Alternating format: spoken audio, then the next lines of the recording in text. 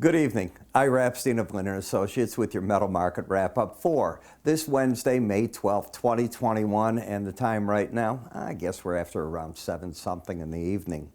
You know, I was thinking before I was doing this, the rules that I have of trading, and do they make any sense? Example, I consider today's CPI number, an important report. People were going to look at it, and I don't like to go through those. As you already know, I tell you I don't like in the futures markets when you go through open market committee reports. You don't know what they're going to say, the Fed minutes, not the minutes, but the report itself, and then the press conference.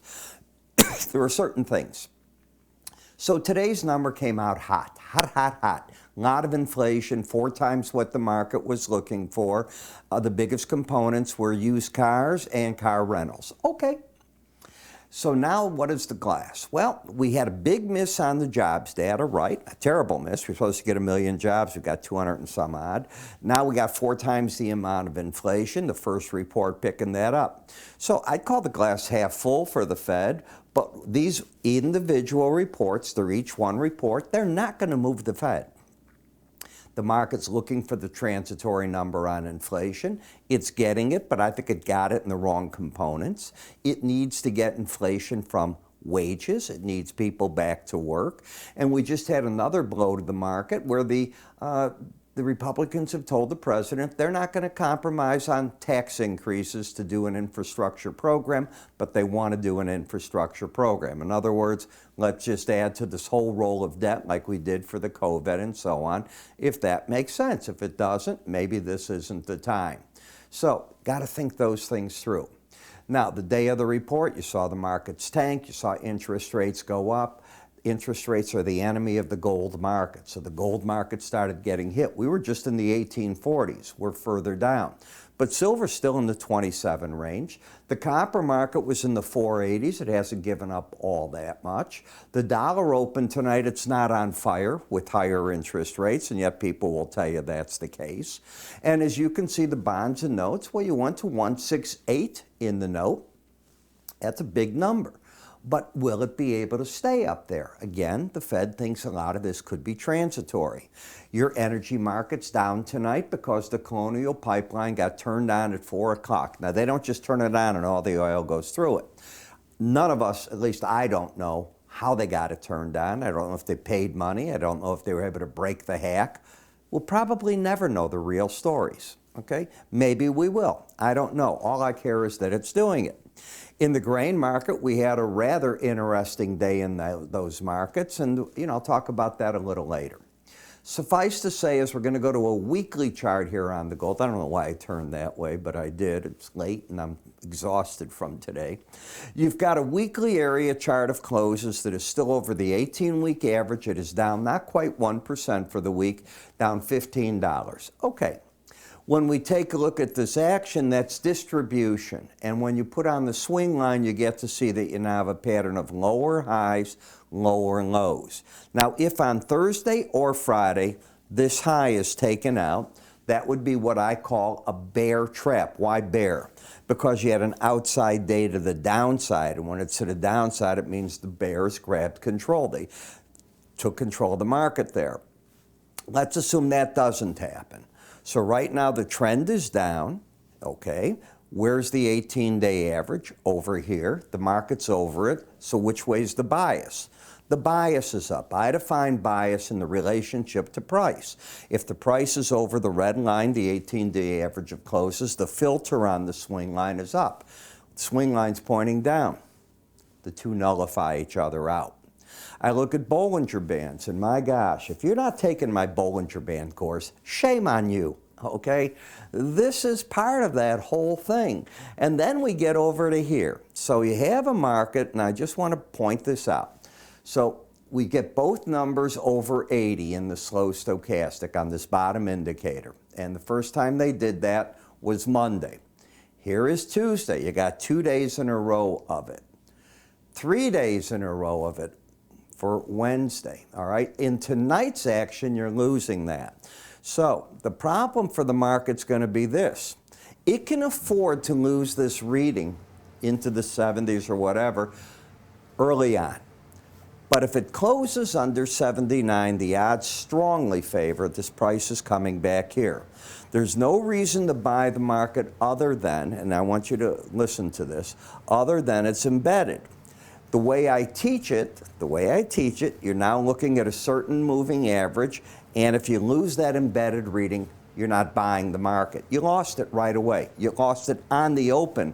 You opened, the high was 816 and a quarter. You're down right now with that number, nearly $7. You lost it right away. So there's no buy on this market as I'm looking at it.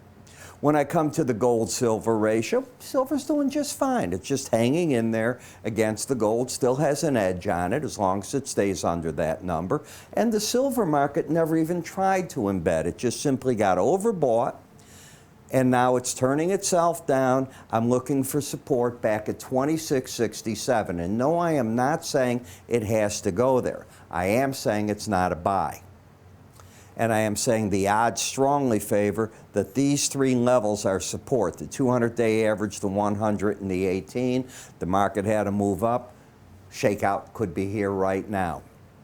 Copper market. Let's get back to the close today. And this was the close on Wednesday. Your embedded reading, warning sign, will whatever the kid's name was, that, remember that they had that space thing?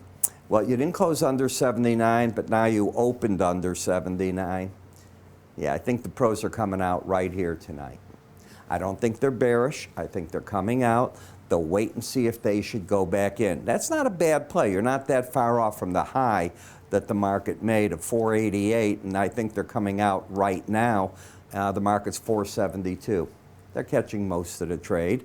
But if that's lost, the odds favor you're going to make a run at the 18-day average of closes. Doesn't have to happen 1, 2, 3, but that's what the odds would favor. In the platinum market, you have a higher high, lower low pattern. If we take a look even before today, you've been overbought. The market has not been a buy. I would never tell you to buy an upper Bollinger Band, ever. Why? The odds are you're only going to close over at 5% of the time. I want the other side of that. I want to be the casino. You keep buying there, I want to keep selling. You will beat me a few times, but most of the time, I'm going to get your money. That's the concept of that, okay? That wherever it's over it, it's going to pull back under it.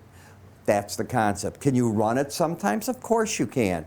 Is it always do that? Look, it could have run it here. You're going to say, Ira, you'd have lost your shirt. And I just said, you're right. I would have lost my shirt on that one. Let's count all the others. That's what the casino does. You know, the casinos don't win all the time.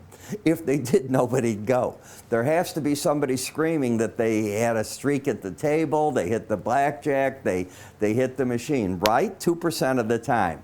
This is 5. That's all I'm saying to you. No more than that, and you don't have to accept my word on it. There's a reason I traded that course, the reason people are looking at it, and I'm getting a legion of followers that are understanding what I am teaching in that. Lower highs, forget today's action. Lower highs, lower lows. This is Tuesday. Today's Wednesday. You had no reason to be in this market, and bingo, away you go. Do you have a reason to be short maybe on the upside? Well, if you have the guts of steel, because the risk is going to be back over the $3,000 level. You know, I don't, but it's fun to watch. What's the difference? In the dollar index, we got down to the lower band. I know what I've been telling you each day. That's the support zone. Now on the rally, I'm looking for the resistance right here. Do we have a trend? No. You have a higher high, lower low. You got oversold in the market. Do you have a trend in Ethereum? Well, you did up until today. You have the embedded reading, everything's good, and with today's action, come on, baby. Right now, you can see where you're at. This is Thursday. This is today. You're still embedded. You haven't stepped out of the uptrend, but you're flirting with it. The market at the upper Bollinger Band didn't let you in. I think you're getting buyers here, and they'll bail if you get that reading under 79. So that's pretty much my thought on the market. While you're getting a bounce in the stock market, who cares? The market's done its damage, and when you get a day like today, here's the smartest thing you can do. You got pockets in your pants? Ladies too, do you wear slacks? put them in there. Put your hands in your pocket. Let the market settle down for a day or so. People have to adjust all their thinking, and that's what goes on after a big report. In the meantime, I would look at this and I would take some of that money you're dying to make, buy this course, learn how to use Bollinger Bands in a way you've never seen. I'm Ira. I'll see you tomorrow. Welcome. I'm Ira Epstein, and I'm here to talk about my enhanced Bollinger Band course. Now, many of you have taken my regular charting course, and if not, you might think you know something about Bollinger Bands. As you know, Bollinger Bands are an algorithm designed to keep the market trading within it 95% of the time, and on a chart, it will offer on the top part resistance, on the bottom support, and the idea is the market will travel within them. We know that sometimes it latches onto that band, goes up or goes down. Well, how do you play with that? Can you pyramid the positions off that type of thinking? Well, I've applied all three of these into 13 different videos that teach you my concept of it. And from that concept, you're able to work with weekly charts and or daily charts. The 13 videos, each about 7 minutes long. The idea here is not to put you in school forever, but to teach. Now, if you haven't tried my complete futures research, I throw that in as well. Whether you've tried this or not, I think it's worth taking a look at. I think you're going to learn something from there. That research, by the way, covers twice daily market updates for you and access to what I call window envelope numbers, which I think are very important when looking at these Bollinger Bands. The next part is a trial to our charting software so you can make your charts look the same way that mine do. It's that simple. Where do you go with it and how do you get all this? It's simple. You go to our website, www.iraepstein.com. If you go to the word education, everything you need is answered there. You can also call my staff. They'll be happy to help you get set up. I'm Ira Epstein, on the road to your education.